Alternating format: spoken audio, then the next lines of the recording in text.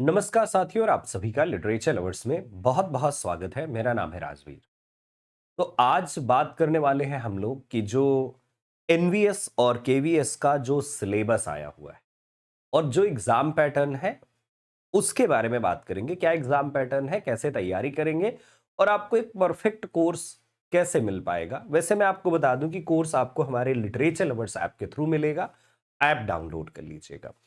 जिन candidates ने EMRS या DSSB के फॉर्म ऑलरेडी अप्लाई करे हैं और वो एनवीएस और केवीएस भी डालने वाले हैं, तो आपको मैं बताना चाहूंगा कि टीयर 1 का जो सिलेबस है वो आप देख सकते हैं कि लगभग मिलता जुलता है। जनरल लिसनिंग, न्यूमेरिकल एबिलिटी है और बेसिक कंप्यूटर लिटरेसी है, general knowledge, language competency test यानी इंग्लिश है ना, और language competency test one other modern Indian language. तो कुछ इस तरह का आपका ये सिलेबस मिलने वाला है। और टोटल ये जो टेस्ट है, ये बात आप ध्यान रख लीजिएगा कि ये जो पूरा टेस्ट है इसमें 100 क्वेश्चन मिलने वाले हैं आपको और 300 टोटल मार्क्स होंगे। ये जो है ये सिर्फ क्वालिफाइंग है, मतलब आपको इतने मार्क्स लाना है कि मेरिट में आप आ जाए। तो इसका मतलब ये नहीं है कि पढ़ेंगे ही नहीं, पढ़ेंगे पूरा 100% और कोशिश करेंगे कि मैक्सिमम मार्क्स आए, क्वालिफाई हो पाए। क्योंकि जब आप ये क्वालिफाई कर पाएंगे तभी आप सेकंड स्टेज पर पहुंच पाएंगे। इस बात का स्पेशल ध्यान रखिएगा, ठीक है। तो ये आपका है सिलेबस। इंग्लिश के कैंडिडेट्स के लिए आप देख सकते हैं कि देखो ये फायदा आपको मिलने वाला है। और इसके अलावा जैसे लैंग्वेज कॉम्पिटेंसी टेस्ट ये मिल जाएगा आपको। और इसके अलावा देखिए जैसे है ना, लैंग्वेज कॉम्पिटेंसी टेस्ट में other modern Indian language, Indian languages में से हिंदी वगैरह। अच्छा, ये जनरल नॉलेज है, बेसिक कंप्यूटर लिटरेसी, तो आप उधर सिलेबस में भी देख रहे हैं कि वहां पर भी है। ईएमआरएस डीएसएसबी में मिलता जुलता ये सिलेबस है। तो ये है टीयर 1। अच्छा, ये टीयर 1 आपका सबके लिए एक ही है, चाहे वो पीआरटी हो, टीजीटी हो या पीजीटी हो, ये सभी के लिए एक ही है। इस बात का स्पेशल ध्यान रखेंगे। इसके बाद आती है बात कि क्या इसमें माइनस मार्किंग है। तो टीयर 1 का एग्जाम जो होने वाला है उसमें माइनस मार्किंग है, नो डाउट मेंस मार्किंग है। तो संभल करके करना होगा और संभल करके करोगे तो आगे बढ़ोगे। इसके बाद आती है बात की जो मेन एग्जाम होगा यानी टीयर 2 का एग्जाम। टीयर 2 का जो एग्जाम होने वाला है इसमें होने वाला है सब्जेक्ट नॉलेज एग्जामिनेशन, है ना, सब्जेक्ट नॉलेज एग्जामिनेशन। जो वो वाला एग्जाम था तो उसमें आपको ओएमआर बेस्ड एमसीक्यूज मिलने वाले हैं टीयर 1 में। लेकिन टीयर 2 की अगर बात करी जाए तो यहां पर आपको पेन और पेपर साथ में ओएमआर, मतलब दोनों तरीके का आपको करना होगा। बोले तो एमसीक्यू और लिखित। ऑब्जेक्टिव क्वेश्चन आपको जहां मिलेंगे 60, डिस्क्रिप्टिव क्वेश्चंस जो मिलेंगे वो होंगे 10। और टोटल अगर देखा जाए तो मार्क्स ये आपको ऑब्जेक्टिव के मिल जाएंगे 60 मार्क्स, यानी 1 marks each question. And descriptive 40 marks का आपका होने वाला है। 10 questions will be there and अगर इसे आप समझें तो 4 मार्क्स फॉर ईच क्वेश्चन, ठीक है। टीयर 2 में जो क्वेश्चंस आएंगे तो एमसीक्यू वाला आपको पता है कि 1 मार्क। और बेसिकली यहां पर जो है जो एमसीक्यू वाला पार्ट है उसमें आपको निगेटिव मार्किंग मिल जाने वाली है। रॉन्ग आंसर के लिए 1/4 मार्क्स आपका डिडक्ट किया जाएगा, 0.25 डिडक्ट करा जाएगा फॉर रॉन्ग आंसर, ठीक है।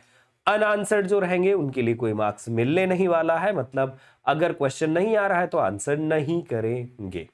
Okay, yes. अच्छा, ये जो आपका ऑब्जेक्टिव टाइप रहता है, ऑब्जेक्टिव टाइप में कोई माइनस मार्किंग जैसा सिस्टम नहीं होता है। हाँ, आपको आंसर सभी करने चाहिए जो ऑब्जेक्टिव हो। अच्छा, इसका सिलेबस क्या है? देखो ये वाला तो आप जान चुके हैं कि क्या आपका सिलेबस है ना। ये जो आपका यहां पर आपने पिछले वाले में देखा तो क्या सिलेबस है वो आप समझ चुके हो, है ना। ये क्योंकि देखिए ये सिलेबस साफ साफ यहां पर आपको नजर आ रहा होगा स्क्रीन में। तो ये आपका सिलेबस है जो आपको पढ़ना है। अच्छा, इसके बाद जो मेंस वाले एग्जाम का आपका सिलेबस है वो क्या है सिलेबस, मैं आप सभी को थोड़ा सा दिखा देना चाहूंगा क्या है वो सिलेबस, ठीक है। तो एग्जाम का पैटर्न आपने समझ लिया। अब मैं आपको सिलेबस दिखाना चाहूंगा कि सिलेबस क्या है और टीजीटी और पीजीटी दोनों के सिलेबस को समझने की कोशिश करते हैं। ये देखिए आपका टीजीटी वाला सिलेबस है, इसमें अलग अलग सेक्शंस दिए हुए हैं। मैं थोड़ा सा इसे बड़ा करने वाला हूं। बस ये समझने की जरूरत है हमें कि क्या टीजीटी और पीजीटी मतलब दोनों के जो सिलेबस हैं क्या अलग अलग है सिलेबस या सिमिलर टाइप के सिलेबस है। देखो यहां आप देख सकते हो, ये है आपका टीजीटी वाला सिलेबस, ट्रेंड ग्रेजुएट टीचर वाला। ठीक है, टीजीटी वाले सिलेबस की सबसे पहले मैं बात करूंगा, इसके बाद में पीजीटी वाले सिलेबस की भी बात करूंगा, है ना। ठीक है, तो देखिए जैसे जो टीजीटी वाले जो कैंडिडेट होंगे उनके लिए देखो ये रीडिंग कंप्रहेंशन, जिसमें से 3 से 4 अनसीन पैसेजेस आएंगे आपके एग्जाम में। प्रोज पोइट्री और ड्रामा आर्टिकल या एडिटोरियल, साइंटिफिक और लिटरेरी एक्सट्रैक्ट हो सकते हैं, और जिसमें आपका comprehension, reference, vocab, tone, rhetorical devices और लॉजिकल सीक्वेंसिंग, ये इस टाइप के क्वेश्चंस होंगे। कुल मिलाकर के अनसीन पैसेजेस और अनसीन पैसेजेस पर बेस्ड क्वेश्चंस मिलने वाले हैं, जिनको आप सॉल्व करोगे। ठीक है, इसके बाद आपकी यहां पर क्योंकि अभी देखिए मन में आपके एक सवाल तो अभी भी है कि सर ठीक है, हमने मान लिया कि भाई ग्रामर लिटरेचर का सिलेबस है, रिटन भी है, पेन पेपर भी है, तो ग्रामर के सेक्शन से ऐसे कौन से क्वेश्चन आ सकते हैं कि मतलब जिनको आपको रिटन में करना होगा। तो देखो ये तो एमसीक्यू के पार्ट में आएगा, अनसीन पैसेज एमसीक्यू के फॉर्मेट में आएगा। इसके बाद राइटिंग एबिलिटी की जो बात आती है, जैसे formal, informal letter, business letter, job application, letter to editor, है ना, complaints, personal letters, report writing, ये सब कुछ जो पार्ट है आपका, ये सब कुछ जो आपका पार्ट है, ये वाला, ये आपके रिटन एग्जाम में आएगा। समझ गए, फॉर्मल इनफॉर्मल वाला ये जो पार्ट है आपका, ये रिटन एग्जाम का पार्ट कंसीडर करिए। ठीक है, अच्छा क्या इससे भी एमसीक्यूज आ सकते हैं? एमसीक्यू भी हो सकते हैं, लेकिन स्पेशली रिटन में ये चीजें, लेटर्स वगैरह आपसे पूछे जा सकते हैं। क्रिएटिव राइटिंग और एनालिटिकल राइटिंग, जिसमें essay, argumentative writing, analytical, reflective, descriptive essays, article, debate, speech, तो मतलब इस तरह के छोटे से छोटा सा मतलब पार्ट जिसे बोले तो क्रिएटिव राइटिंग का पार्ट आपके एग्जाम में पूछा जा सकता है कि एक एसे लिखो, है ना।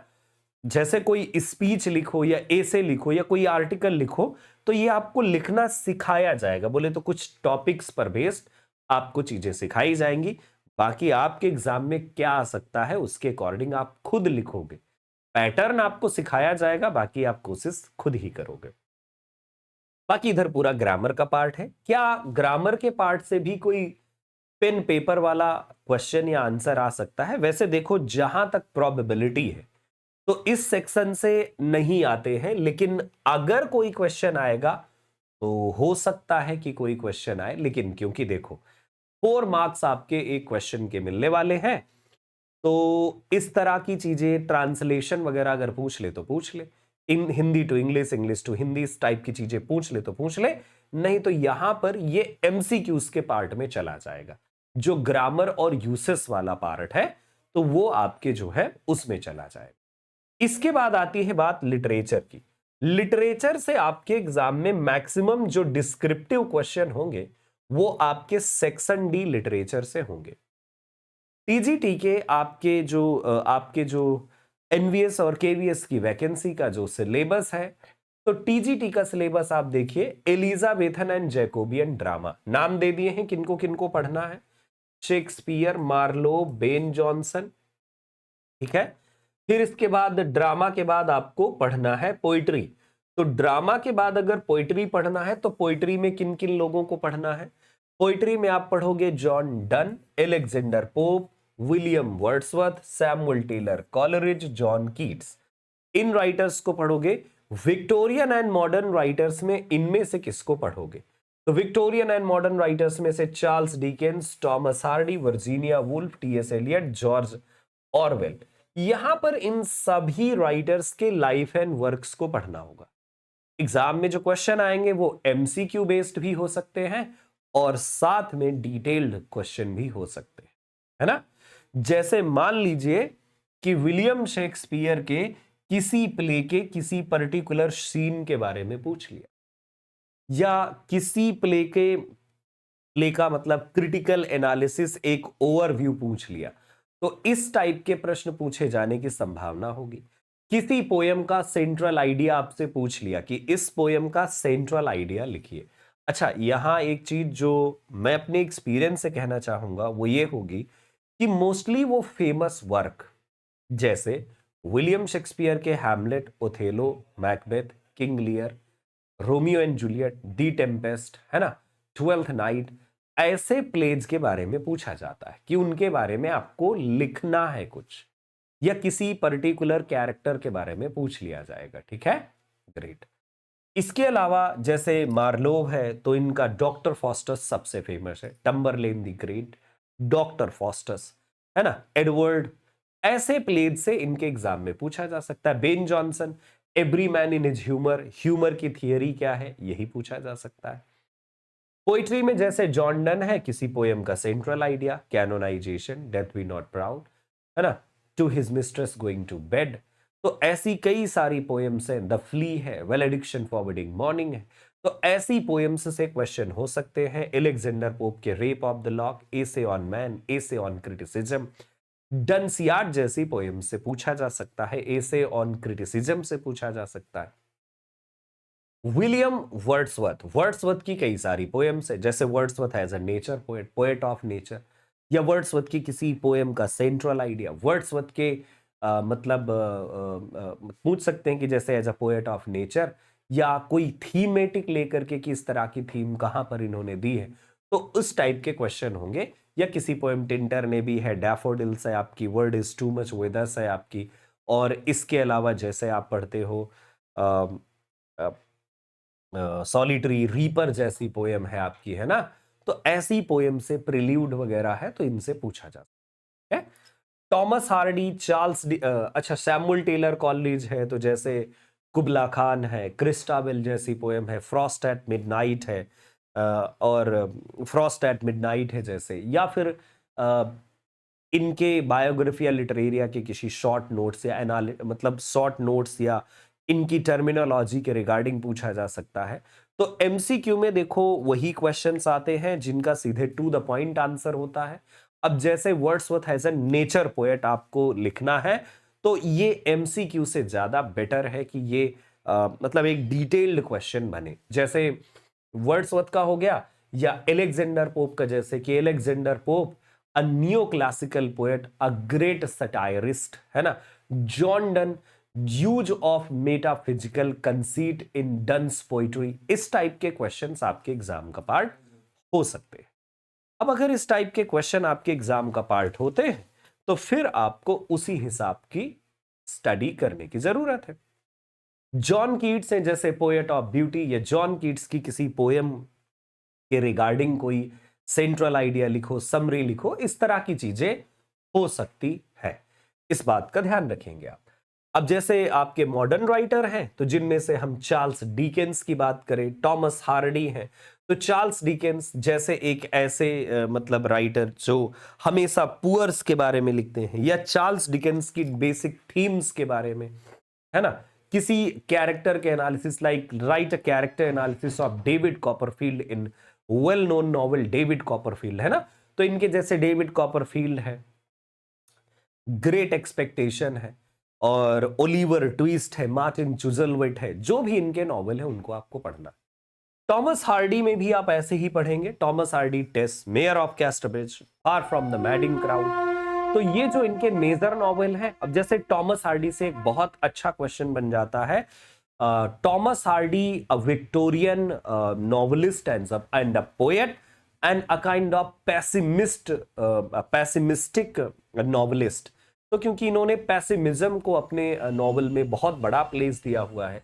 Virginia Woolf, use of stream of consciousness technique in wolves writing, है ना, या स्ट्रीम ऑफ कॉन्शसनेस टेक्निक, या किसी वर्क के बारे में जैसे टू द लाइट हाउस है, ओरलैंडो है, वेव्स है, रूम ऑफ वन सॉन है, या इनके रोल के बारे में।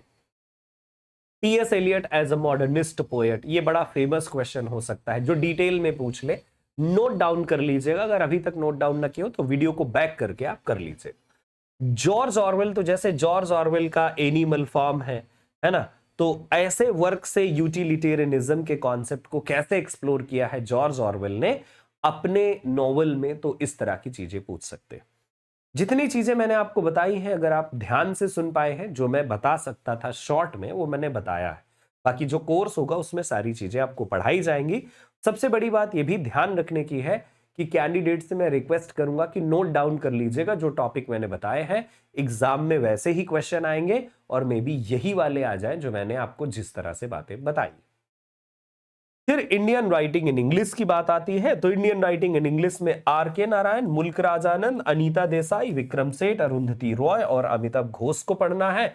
अच्छा, आर के नारायण, मुल्क राज आनंद, अनीता देसाई। अब जैसे आर के नारायण एक ऐसे नॉवलिस्ट हैं जो रीजनल नॉवलिस्ट है ना, तो आ सकता है कि भाई write a short note on R K Narayan as a regional novelist, है ना, अ नॉवलिस्ट ऑफ मालगुडी। तो मतलब समझ रहे हैं कि इनके मतलब नॉवेल्स में एक रीजनल जो है, जो टोन है, रीजनल रीजन, एक पर्टिकुलर लोकल बहुत अच्छा क्रिएट किया है इन्होंने। इसी तरीके से जैसे मुल्क राज आनंद, एक ऐसे नॉवलिस्ट हैं जो पुअर्स के बारे में लिखते हैं।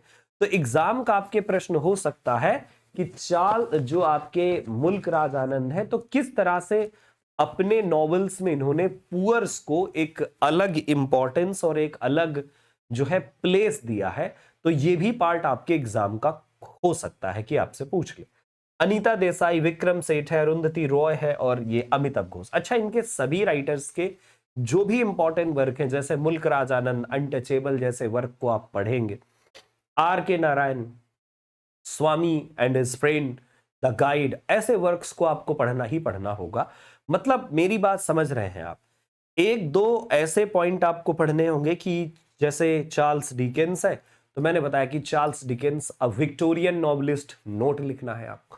या फिर मुल्क राज मतलब R K Narayan as a regional novelist, है ना, तो इस पर एक नोट लिखना है। इस तरह के क्वेश्चंस बड़े पॉपुलर होते हैं, है ना, और ये इसी टाइप के पैटर्न में आपसे क्वेश्चन पूछे जाएंगे। वर्ड लिटरेचर की मैं बात करूं तो वर्ड लिटरेचर में जैसे गैब्रियल गार्सिया मार्केज है, चिनुआ एचबी है, पाब्लो नेरूदा है और खालिद हुसैनी। तो ये जो आपके राइटर हैं प्रेस्क्राइब्ड है, तो इनसे देखिए जैसे एक तो एमसीक्यू बेस्ड क्वेश्चंस आ सकते हैं।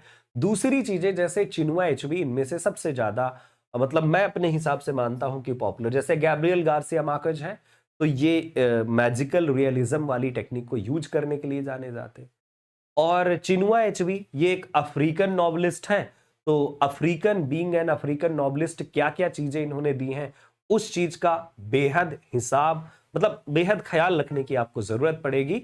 और जैसे चिनुआ एचवी का कोई वर्क है, मान लीजिए थिंग्स फॉल अपार्ट, जैसे इसका टाइटल बहुत पूछते रहते हैं कि थिंग्स फॉल अपार्ट का टाइटल कहां से लिया गया है, तो ये एमसीक्यू का पार्ट बन सकता है। बाकी डिटेल में कि एज एन अफ्रीकन नॉवलिस्ट, जैसे इनकी ट्रीलॉजी है वो फेमस है, पैब्लो नेरूदा है और खालिद हुसैनी है। अच्छा, इनसे देखो जो राइटर ज्यादा पॉपुलर हैं उनसे डिटेल लाने की ज्यादा संभावना होगी। जो कम पॉपुलर या उनके रिगार्डिंग कोई ऐसा क्वेश्चन नहीं बनता कि जो एक ओवरऑल उनकी टेक्निक को दिखाए, तो वहां से लिमिटेड क्वेश्चंस बनते हैं। तो जो मेरा गेस है वो मैंने आपको बताया। ये आपके जो केवीएस और एनवीएस टीजीटी है, तो उसका लिटरेचर का सिलेबस था। और ग्रामर के सिलेबस में मैंने आपको बताया कि जैसे ग्रामर के सिलेबस में एमसीक्यूज आएंगे और डिटेल में ये राइटिंग वाला पार्ट आपके डिटेल में आ सकता है, चाहे वो रिपोर्ट राइटिंग का बात पार्ट हो, चाहे फॉर्मल राइटिंग का पार्ट हो या एसे राइटिंग का पार्ट हो। इस बात का स्पेशल ध्यान रखिएगा। तो ये है आपके एनवीएस और केवीएस का टीजीटी का सिलेबस, जो लोग टीजीटी के लिए अप्लाई करने वाले हैं आने वाले समय में। अभी मैं एक सेपरेट वीडियो डालूंगा जिसमें आपके साथ मैं पीजीटी के सिलेबस को डिस्कस करूंगा। पीजीटी के सिलेबस में और टीजीटी के सिलेबस में कुछ अंतर जरूर है, बट इतना बड़ा अंतर नहीं है कि कोई बहुत बड़ा अंतर हो। मैं थोड़ा सा आपको दिखा देता हूं, बाकी मैं इसके लिए एक सेपरेट वीडियो बनाना चाहता हूं। ये आपके पीजीटी का सिलेबस है, ये पार्ट आपका सेम है, ये पार्ट आपका सेम है, ये पार्ट आपका सेम है और ये भी पार्ट आपका सेम है। आती है बात यहां की, तो देखो यहां वाला पार्ट भी आपका ये सेम है अगर आप देखें। और विक्टोरियन में ये देखिए पूरा पार्ट यहां तक आपका सेम है। अमेरिकन थोड़ा सा इसमें एक्स्ट्रा है क्योंकि वहां अमेरिकन का पार्ट है नहीं। यहां पर Indian writing in English R K Narayan, Mulk Raj आनंद, है ना। तो ये देखिए ये एक पार्ट जो है जो मिलता जुल सेम है। और वर्ड लिटरेचर में गैब्रियल गार्सिया मार्केज, ये भी चीज मतलब जैसा टीजीटी में है वैसा ही पीजीटी में है। इधर अगर कोई चीज अलग है वो है लिटरेरी क्रिटिसिज्म एंड मूवमेंट, और इधर अगर कोई चीज अलग है तो वो है अमेरिकन लिटरेचर। बाकी दोनों का सिलेबस सेम है। इस बात का स्पेशल ध्यान रखते हुए आप आगे बढ़ सकते हो तैयारी के लिए, है ना। ठीक है, जो लोग दोनों टीजीटी और पीजीटी अप्लाई करेंगे उनके लिए एनवीएस केवीएस का टीजीटी और पीजीटी कॉम्बो मिलेगा। और जो लोग सिर्फ और सिर्फ टीजीटी या सिर्फ और सिर्फ पीजीटी देने वाले हैं तो उनको वो बैच जो है अलग से मिल जाएगा। ठीक है, तो टीजीटी और पीजीटी दोनों के लिए ये जो है कोर्स अलग अलग थोड़े से अवेलेबल। हम अलग क्यों करेंगे, कॉम्बो भी करेंगे। टीजीटी और पीजीटी अलग अलग है और कॉम्बो भी है। जिसको कॉम्बो लेना होगा वो कॉम्बो ले लेगा, जिसको एक लेना होगा वो एक ले लेगा, और बाकी दोनों लेना है तो वो दोनों ले लेगा। ठीक है, तो वो करेंगे बस थोड़े से डिफरेंसेस के साथ, क्योंकि अमेरिकन लिटरेचर अलग है।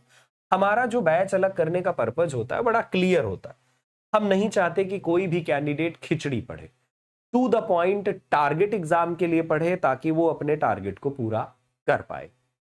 क्या कोर्स में आपको आंसर राइटिंग की प्रैक्टिस कराई जाएगी, तो हम आपको यहां से आंसर का एक पैटर्न दे देंगे, आंसर राइटिंग के बारे में आपको बता देंगे। सीखना देखिए आपको पड़ेगा, है ना। सीखना आपको है, लर्न आपको करना है, पढ़ाएंगे हम सारे टॉपिक पढ़ा देंगे। फॉर्मेट आपको देंगे कि इस तरह के क्वेश्चंस आप अपने अपकमिंग एग्जाम के लिए समझ लें, याद कर लें। कुछ पैटर्न देंगे, उसी पैटर्न पर आपको भी अपने काम करने हैं। किस तरह से क्वेश्चन आंसर फ्रेम करने हैं वो आपको सिखाएंगे, क्योंकि देखिए नया पैटर्न है। नए पैटर्न में कोशिश करी जाएगी कि किस तरह से चीजें बेहतर करी जा सके। तो लिटरेचर लवर्स इंस्टॉल कर लीजिएगा ऐप को। आपको वहां पर NVS, KVS, TGT, PGT, TGT separate मिलेगा, पीजीटी सेपरेट मिलेगा, और दोनों का एक बैच भी मिलेगा जिसे कॉम्बो टीजीटी और NVS KVS TGT PGT combo भी रहेगा। ठीक है, तो आप वहां से ज्वाइन कर पाएंगे, है ना। कोर्स की वैलिडिटी आपको 1 ईयर की दी जाएगी। साथ में आपको कोर्स में एमसीक्यूज मिलेंगे। डिटेल के लिए हम आपको डिटेल पैटर्न भी दे देंगे ताकि आप दोनों तरीके की तैयारी एक बेहतर तरीके से करें और अच्छे मार्क्स स्कोर करें। अगर आप अदर एग्जाम्स की तैयारी करते हैं जैसे कि जीआईसी प्रवक्ता या फिर ईएमआरएस या फिर आप यूपी टीजीटी या पीजीटी, पीजीटी खास करके, तो आप अपने सिलेबस से इन राइटर्स को मैच कर सकते हैं। कोर्स नहीं लेना तो मत लीजिएगा। आप उन राइटर्स को मैच करके जो राइटर्स ऑलरेडी आपने कवर कर लिए हैं वही कंटेंट आपके लिए इनफ होगा। और हां, आप जो राइटर्स आपको नहीं पढ़ाए गए क्योंकि उसमें आपके सिलेबस में नहीं थे, उन राइटर्स को आप खुद भी कर सकते हो गूगल सोर्सेस के साथ। और अगर हमारे साथ पढ़ना है तो हम आपके लिए अवेलेबल है लिटरेचर लवर्स ऐप के साथ। बहुत बहुत धन्यवाद मुझे सुनने के लिए। आपकी अगर कोई और इंक्वायरी हो तो मैं चाहूंगा कि कमेंट बॉक्स में आप जरूर बताएं। जय हिंद, जय भारत, अपना ख्याल रखिएगा।